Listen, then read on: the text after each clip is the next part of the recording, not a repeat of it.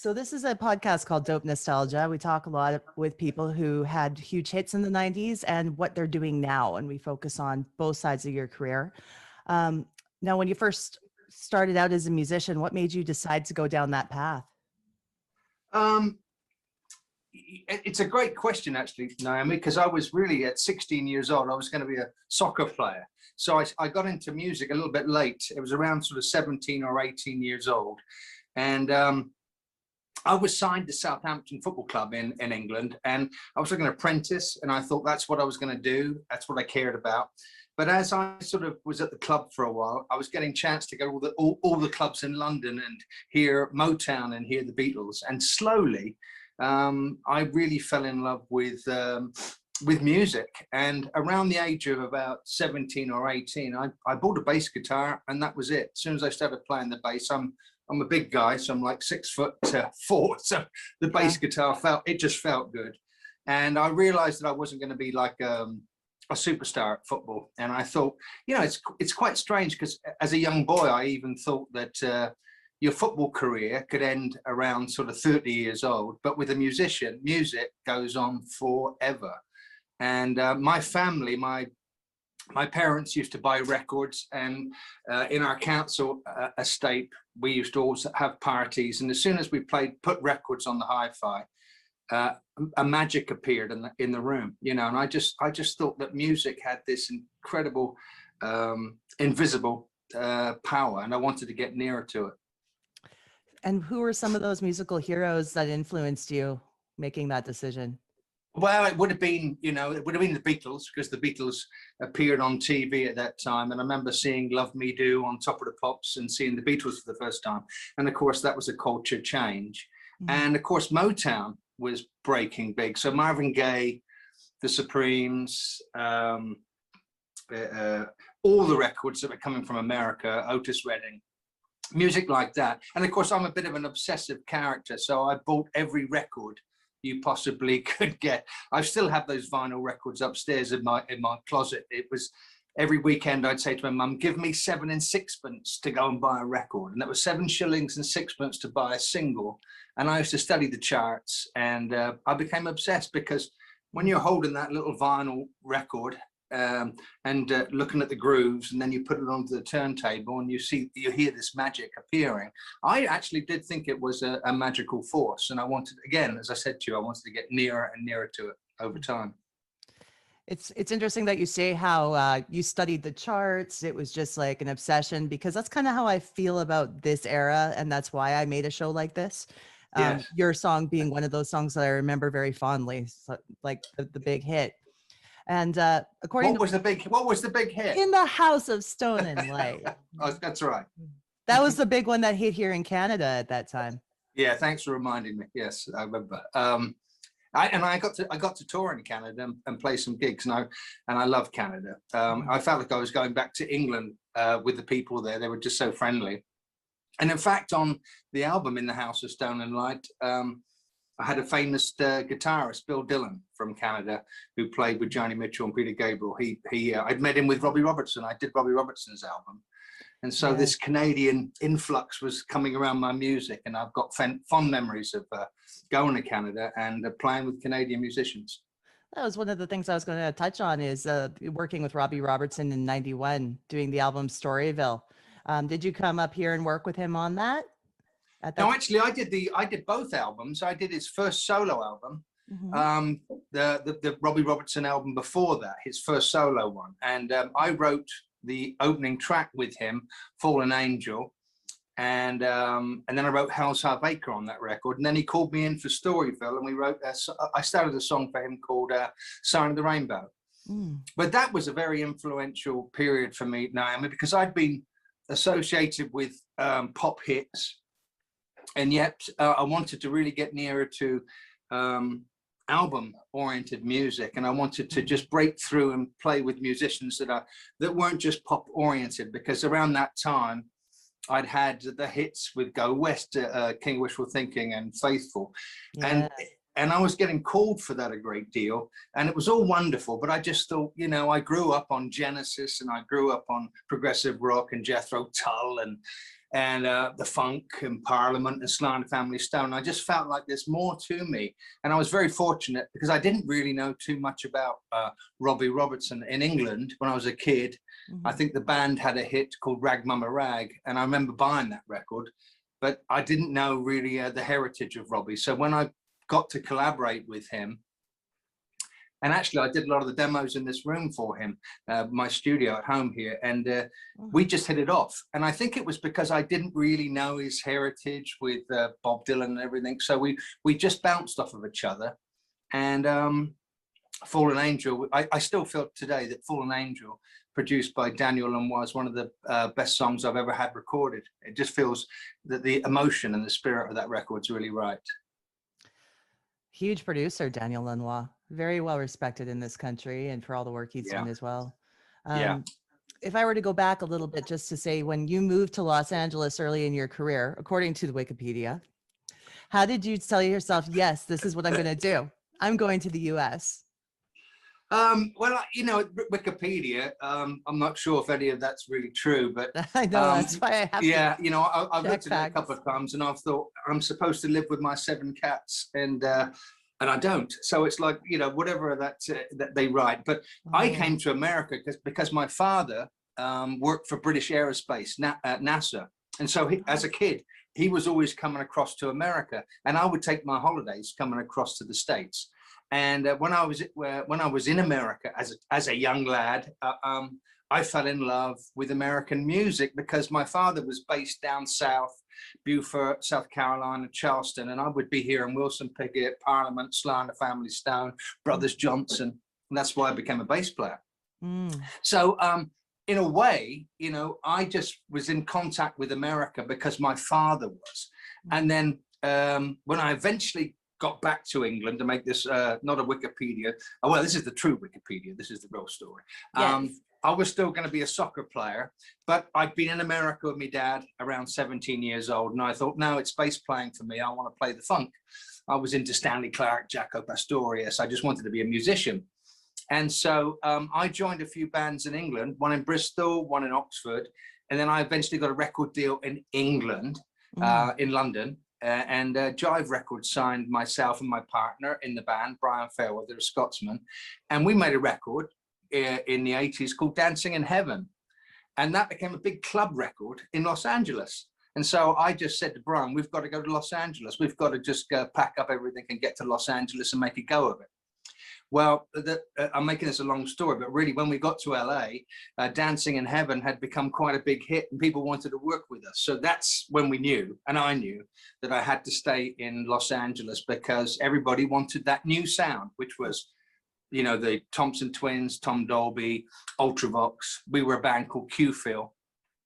We used new technology. So in a lot of ways, my breakthrough was in the 80s because American bands wanted to change their sound. And in fact, when I worked with Robbie Robertson on his albums, it was because I was thought of as the new kid in the block with new technology.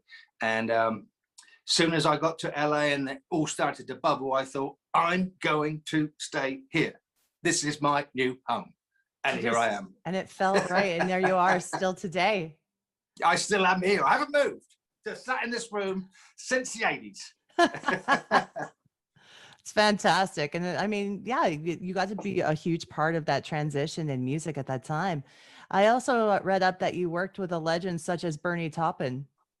Yeah, I did a lot of work with Bernie. That was, again, a magical time. But again, it was because it was the same vibe that they were trying in the 80s. They were trying, the record companies wanted their artists and their writers to work with what was called the new wave. My band was thought of as a new wave band, and so Bernie Taupin wasn't working with Elton around that time, and they said, would you fancy working with Bernie Taupin? Well, again, as a music fanatic, I grew up on Goodbye Yellow Brick Road and Tumbleweed Connection. And so I just said, absolutely, I'd love to do it. I wonder if Bernie would want to do it. Bernie was interested because I was a new kind of creature out of the swamp, and he wanted to try it out. And the first 2 songs we wrote were These Dreams and We Built This City. And Bernie just sent me the lyrics up front. And you know, after we had 2 #1 songs, we thought something's happening here, and we continued to write. But that was a wonderful time, because I think as an apprentice songwriter, I felt like I was working with the professionals, in the sense I was the young kid in town. Again, like a football career, when I was an apprentice, they used to put you into the team with the pros, and you'd feel like you were working around people that had the experience. So at that time, Bernie Taupin, and Robbie Robertson, and also I worked with Earth, Wind and Fire, which were one of my favorite bands of all time as a kid. So I worked with Maurice White, and between those 3 people, I felt like I was getting the best education you could possibly get in a very quick time as well. You know, very lucky, Naomi, because I had the hits with These Dreams and We Built This City, and again, it made me say, I'm staying. Yeah, another in the reason. studio, and I'm not going to leave. So yeah, Bernie became a really close friend, and you know, he's one of the greatest lyricists of all time. So I was very fortunate that when I was writing music in LA, people started to think that I was just the music man, and so they would just send me lyricists, and Hal David I worked with, and some of the John Bettis from the Carpenters, some of the greatest lyricists. So I was getting an education which was, you know, really unreal. And I think at that point, early 80s, I made a huge leap in understanding music better, and became a professional at that time from working with these guys. And then I think in the 90s, which your show's about, is when I really got it out, but particularly as a solo artist as well. Yes, no, that's like fantastic that you got those incredible opportunities to work with those songwriters. And you as a songwriter, do you prefer in your writing process to collaborate, or do you like writing songs on your own as well? Again, that's a great question, because in the early years, collaboration was the way you broke through. You had to work with many people. And through the 80s, I was working with, my manager was telling me I was working possibly with 3 artists a day. And my studio here, where I put in a 24-track studio, and I became a bit of an engineer as well. So collaboration was everything. And so you looked at artists like Paul Young and like Go West, and you thought, if you write with them, you're going to get on the album, because the artists, they want to write with you. They want to get their songs on the album. Yeah. So not only was it a way of me learning, it was a way to get my songs out and being recorded. So collaboration was fantastic. But then at the end of the 80s, I was a little bit sick and tired of it. I thought, I'm not getting out what I need to do. And I've been given confidence by working with Robbie Robertson and Bernie and Earth, Wind and Fire. They were just saying, why don't you do your own thing? Because I always did the demos and sang them myself, and just thought I was singing to portray what it should be. But then some of the artists said, you've got a pretty good voice, you should make a record. And I thought, yeah, well, yeah, no big deal. I'm just trying to portray the song. And then eventually my manager, Diane Pontra, who'd been with me for a long time, she said, it's about time you made your own record. And that's when I did In the House of Stone and Light. And over the years, I've enjoyed writing on my own slightly better than I have with other people, because you just get set in your ways. You just say, I don't have to be a politician here.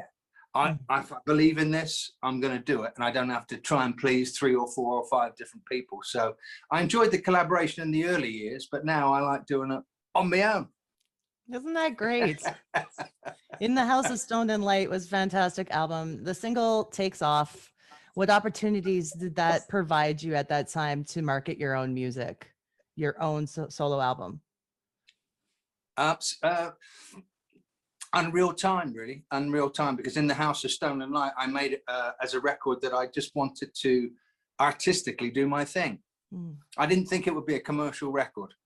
I thought maybe I'd get one chance to do something I really cared about, and so be it. You know, I wasn't a young kid. I was an older artist. So luckily around that period, there was AC radio, which was adult contemporary. You know, it was like the thoughtful music chart, supposedly. And In the House of Stone and Light was out for 2 years. When they first put it out, it absolutely flopped and did nothing at all. And nobody could really work out what to do with that record. but it was, in a way, I think I was fortunate because there were the bands that were happening at that time, like Sarah McLachlan, Bruce Hornsby. You had a sense that real music, real players could break through. And so somebody at Mercury Records, where I was signed, said, "You've got a big mouth. You should get out there and speak to as many DJs like you on the road." And they put me out on a talking tour because I'd written hits that the radio stations knew. And over a period of about a year, the song moved from 132 in the charts up to 131. Then 130, and then over 6 months, it slowly climbed and climbed and climbed. Took a year, and then it reached number one, and then it suddenly took off in the pop charts and went to I think top 14. Yep. And so in a way, that one person at the record company said, "I don't want to let this record fail.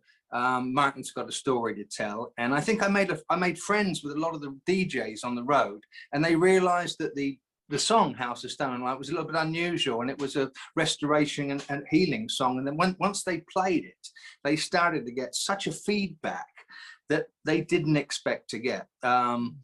So it was a very slow gestation, but when the record broke, I mean, I think it was for 2 years, it was the most played record on American radio, but it took 2 years. Yeah. So I was 122 years old when that record hit number one. So you can imagine how old I am now. Frightening. When you look back to the 90s releases that you had, what are some of the album tracks, the deep cuts that you wish would have been singles that were near and dear to your heart? Well,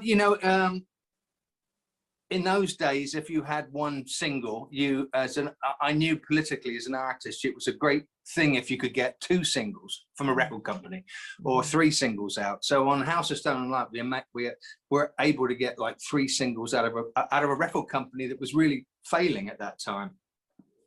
I think Put On Your Red Dress on the House of Stone and Light album, my manager said that should have been a single, and we didn't put it out as a single. We put Keeper of the Flame out, and I think Light in Your Heart. And now in looking back, I think Put On Your Red Dress would have been a very strong song to have gone with. But, it's difficult when you've got a record company that even though you've got a number one song, they're not gonna take you up for the next, they were falling away. So a lot of bands were dropped, including myself, after House of Stone and Light, which was a sign of Mercury Records not gonna be around past my album. But that also was a beautiful thing because it also allowed me to form my own label and put out my own individual records on my own independent label. And of course, I was an older artist then, so it wasn't so much like fashion sense or, you're a boy band that has to dance in front of the TV all the time. This was something to do with, I'd already had the hits. I'd had a little bit of track record. And so I felt quite strong that I could make records the way I wanted to. Even though I wrote a lot of hit songs for people and I grew up on pop music, my heart was really based in records like the Cocteau Twins, like the Blue Nile from Scotland, like progressive bands like Genesis and like Jethro Tull. I believe in Pink Floyd. I believed in artistry as much as hit songs. So in a way, I felt like if I'd stayed with Mercury Records and continued, maybe I wouldn't have had the freedom I had now, But if it was in my book, I'd like to have put out all 10 songs from House of Stone and Light as singles. Yeah, every single one should have got in the top 10. No doubt about it. No doubt. Absolutely. We'll play a clip of some of the deep cuts on the show. Oh, that'd be great. That'd be great. Get a taste of that.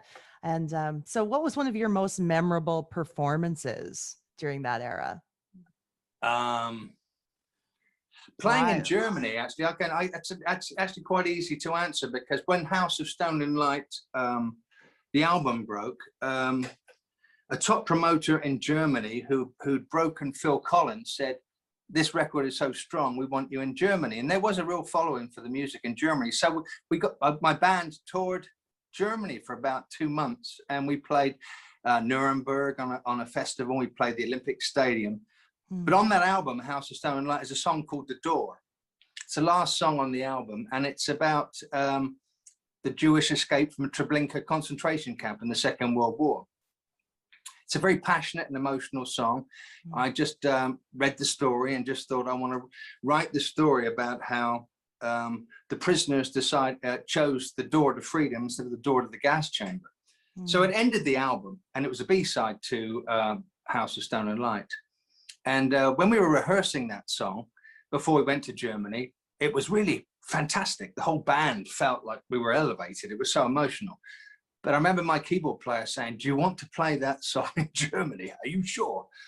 You know, are you sure about playing that to the Germans?" And I said, "I think so. You know, I think it just feels the right thing to do." And I remember that when we played that song, we got standing ovations in Germany from the young audience of the Germans. So I don't think we'll ever forget that. And we were playing that at Nuremberg, and it was raining, and the audience just came out in the rain and just didn't, you know, they were hiding away because there was a storm on. And then when we finished that song, they all came out and basically paid homage to it. They felt it. So I think what I remember the most touring was playing that one song to Germans who were sympathetic to the story we were telling, which is a pretty amazing thing, really. Very, very amazing. Just the fact that that story got to be told and you made the connection with that audience, you know, with that history. That's incredible. My keyboard player was like, "Oh my God, I don't know if we're going to get out of here alive." And at the end, he was like, "They get it. They get it." So it was a good, good moment. Yeah, it was a good moment. In 2019, you made your own podcast, from what I understand. So you are a fellow podcaster, Radio Owl's Nest. Well, I'm not as professional as you, my dear. Oh. It's Radio Owl's Nest. That's why I've got the big glasses. It's Radio Owl's Nest. Great big owls. It's exciting to chat with someone else who's involved in this medium. So only for a short time. Are you not doing it anymore? Oh, no. I mean, I've only been, I started, I think, last year. So I thought I was going to do one show, and I'm up to 21 now, which to me is like a lot. But it's been fun. It's been great fun. Good. We can find you on all the major platforms. It seems that way. I mean, I've got a great support system, a lady called Vanessa Levitt, who was a fan of mine who watched my first live gig in Washington, and she helped me put this up on iTunes and spread it out. It was really a whim. I just thought, I've got all these demos and all these songs that I've written all through my career that are hidden away. And I was cleaning out my house and found all the cassettes, all the DATs, and all these people I'd written with. And I just thought that would be really fun to let people hear how these songs were written, some of the hits, some of the demos that never get out, you know, some of the work I did with Go West that people didn't hear. And I got a really positive response, particularly from songwriters, because really it's a songwriters podcast. And it was good to make people aware that there's a lot of fear in writing songs. It's not easy. You make mistakes. You write terrible songs. You write a good one. You know, you're never sure what you've got. And so, in a way, I felt it was good for me as well, because I was playing some crap to people. I was going like, "This was what I thought was good in 1922. It's awful." So you can all, you know, and so it was a way of saying to songwriters, you never stop doing it, and the more you do it, you're going to strike gold down the line, you know. So it's been a fun podcast with a lot of humor as well, as you can tell. We were just joking about quite a bit. It's important to write the songs that aren't so good, because that's where the growth comes from, right? Like, why did you say that to me? Why me? Not you. Me. I've done it. Are you a songwriter? Yeah, I am too. Oh, okay. But that's why it's something really interesting that I want to get involved in, listening to your show and learning about the origins of your songwriting experience, because it's incredible. And I have to say, you have some of the most epic album titles. They're just incredible. When you say progressive rock, I can totally see that. That's a Carpenter song, isn't it? It is true. It is true. I've made light of that because I read a lot, so I get very stimulated by titles. And so I recently, which we haven't put out yet, I've just done a whole show on the album In the Temple of the Muse, which is my second album after House of Stone and Light. And somebody had said, why don't you do a breakdown of that? Because I've done a 3-part series of how In the House of Stone and Light was written, recorded, and released. And then when I was doing this podcast, I thought, in the Temple of the Muse. Well, my first album was In the House of Stone and Light. I have this thing about building and architecture. There's something going on here. And so then the next album, I think I got a bit smaller. I think A Temper of Peace. Then The Slender Sadness, the love songs. Then there was another big one. My God. Hotel of the Two Worlds. I was going into mythology. So it's very, ever so unusual for me, because my last album is called Fugitive Pieces, just two words. So I thought, what's gone wrong here? Yeah, I'm a great fan of epic titles. And in fact, I've got an instrumental record coming out. I've got to read this. Yes, in October or November, called The Occupation of Hope. Another grand title. The Occupation of Hope sounds very timely. I think it does, yes. Especially all my titles are timely, if you really think about it. Yeah. Well, no, but The Occupation of Hope is coming out in October and November. And then I've got a new album coming out, which I'm just finishing to mix after 5 years of work with the players that played on In the House of Stone and Light, including Bill Dillon from Canada, including Russell from the band, Jan Arden's band. We had a... Wow. Yeah, it's been a really a great project where all the players that were involved in that album have came around me about 2 years ago. Jack Hughes as well from Wang Chung, and I was trying to get Jimmy Copley on drums to play again. Unfortunately, he passed. But so Trevor Thornton, my drummer from Qville, he played on the record. And this album is called, another large title, The First and Last Freedom. Now, don't steal that. I know you're a songwriter. Don't you dare steal that. No plagiarism on this. No. I think Russell Broom, the Canadian guitarist Russell Broom from Jan Arden's band. He's played on that record. And Jan Arden's right from here in my own province. So there you go. So I can't get away from you Canadians. You're everywhere. We're here. We're around. Fugitive Pieces came out in April. And were you recording during the pandemic? During that time, is that like, obviously you've already had your home studio set up, but was it more creative of a time for you? To tell you the truth, everybody sort of got worried, like, what are we going to do through this period? But I'm a bit of a hermit. I've always been locked in these rooms writing, so to me it was a terrible situation, but to me it didn't really change for me. It was just like, I think what it did for me, Naomi, was made me concentrate on this record I just talked about, The First and Last Freedom, where I'd had all the musicians that played on House of Stone and Light play live with me again. And that was a big deal. I had a lot to work on with that album. So I thought, I'm going to mix that record. And I was a little bit scared of that record because I had horns on it. I had live drums. I had, again, Bill Dillon, who recorded in Canada. We had Russell Broom. We had, as I said, a horn section. We had Ray Parker, because I worked on Ghostbusters, and Ray Parker played guitar on 2 tracks. So here I was recording all these players, and it was the tracks were just getting bigger and bigger. And I thought, my God, how am I going to finish this? It's wonderful to be with all the players. Neil Taylor from Tears for Fears played guitar as well. Again, he was one guy who played with House of Stone and Light.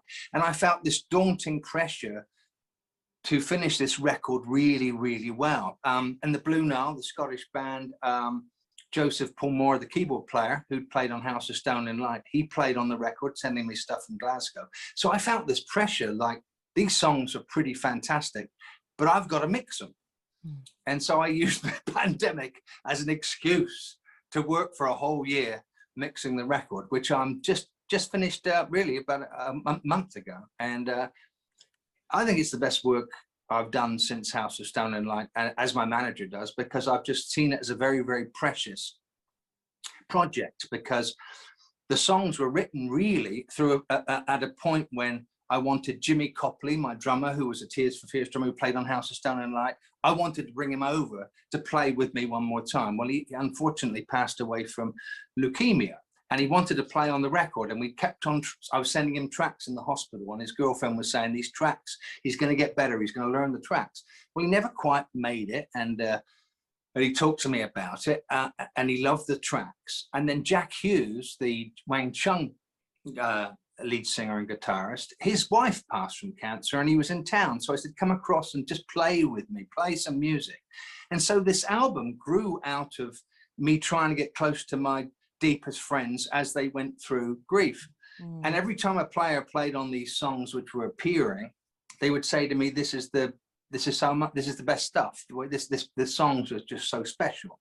And I felt a lot of pressure to do everything right. So I mixed the album over 2 years, and I couldn't be happier about it. It's so special that I don't want to put it out until next year so that I can put it out the right way. Although it's just been finished, I just feel like I want it to be put out absolutely in the perfect way. CDs, material releases, vinyl, touring, whatever. It's just too good. But I'm prolific, so it's easy for me to say The Occupation of Hope, my instrumental record's going to come just before that. But, you know, talking about House of Stone and Light and the 90s, this new record, which won't come out till next year because I want to release it properly, The First and Last Freedom, is really all the players from the House of Stone and Light period. And I feel that possibly I was writing that album in a very spontaneous, emotional place. I mean, I'm an older artist, but I think I hit a bit of a lodestone there. I hit a gold run with some of these songs because I think I was writing for my friends. With Jimmy Copley, the drummer, I wanted to, and his girlfriend said, send him some stuff to get him out of hospital, you know. And so the songs I was writing were not thought about, does everybody like this? It was like, it just has to move the players I respect. It has to move. I know how these players react. And in fact, there are 2 tracks on the album, one called Little Bird and one called Simplicity, which I knew would be perfect for Ray Parker. And I hadn't seen him since the Ghostbusters days. And so I went to his house and played in these tracks, and he just played some guitar that, my God, it was like what he played with Stevie Wonder and Boss Skaggs. It was so funky. And so I think this album, you know, when you get to my age, you think, how many more are you going to do like this, where it's, you know, like making a record with all the ingredients in, you know, because as a solo artist, you can sit at home and do everything yourself with your Pro Tools and your all your samples. But this was a bigger project. I think the hardest thing for me was to think, how do you present this record in mixing? And I thought, well, my era was Tears for Fears, you know, songs on the big chair. Simple Minds, Alive and Kicking. I want to make a record sonically that sounds musically as good as the 90s were. That's interesting. I'm on your show talking about it because it wasn't over compressed. It was made to resonate. And so as soon as I knew that I'm mixing an album which would be songs from the big chair, you know, Simple Minds, The Blue Nile, I knew I could get my teeth around this and really believe in it. So I'm talking about something I'm not going to put out till next year, but it's funny that it's a 90s show, and that's really how I perceived. That's, to me, sonically the 90s, the records were engineered perfectly, and the drums and the way that they didn't over compress and flatten out and brick wall. You had a sense of putting your hands into the music, and I wanted to create that. More texture. One of the hardest things today, I've got to say, no, but one of the hardest things today, and I'm thinking musicians, you brick wall everything when you mix a song, so you compress it so hard. And so I had to pull myself right back and go, no, it's not about volume, it's about depth, and it's about resonance, and that you can every instrument you can hear and feel, and I think that's a thing that we've lost in this era because of Pro Tools. More layers of texture. Absolutely. Sound. Yes. That's fantastic. Now, do you ever still have the opportunity to record anything in analog? Well, actually, if you look over my shoulder, you can see the 24 track there. There's a Studio 24 track, and I have all analog equipment in this room because this was where I did House of Stone and Light, in here. Next to this room is a digital room. So everything I sing through, everything that hits digital, because we have to use Pro Tools, is going through analog equipment. We're using all the vintage equipment, all the Neumann mics, all the compressors from the from the era of Neve and SSL. So everything is going Massenburg, all the old stuff. Although my records come out on digital, everything that's processed is analog. Yeah. I'm glad that you still have all of the equipment and that you're putting it to good use. I think that's incredible. Oh yeah, there is no better sound than that going through the fur and the deepness and the fog of analog. Yeah. Well, you are an incredible songwriter. You're very inspirational to me. Could you say that again? A bit louder. I'm just trying to stroke your ego. Calm yourself down. No, but I'm very grateful to have spent this time with you. It meant a lot to me. I appreciate that. And good luck with your own songwriting. Thank you so much.